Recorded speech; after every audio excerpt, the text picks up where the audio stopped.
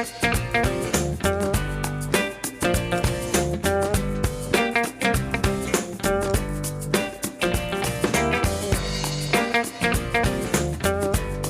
is one of my favorite cocktails ever, called the Boulevardier, based on the Negroni, which has 2 Italian components, sweet vermouth and a liqueur called Campari, and typically gin, but for the Boulevardier, we sub out bourbon for gin. And we beef up the bourbon because it's Kentucky, and that's what we do here. So we'll take 3/4 of an ounce of sweet vermouth and 3/4 of an ounce of Campari, which is a very bittersweet liqueur, and then 1.5 ounces of bourbon whiskey. Stir this in our mixing glass.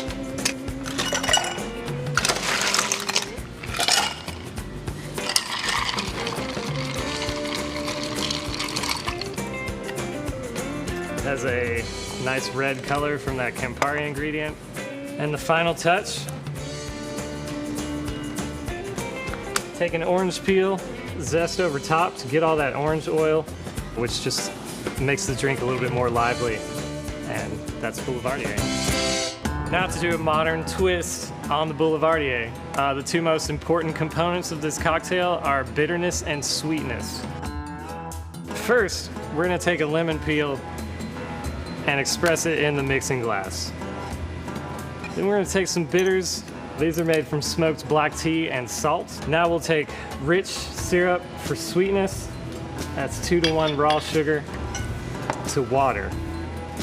And then an AMARO. This takes the place of the Campari for bitterness and sweetness. And taking the place of the sweet vermouth, we'll be using LILLET BLANC.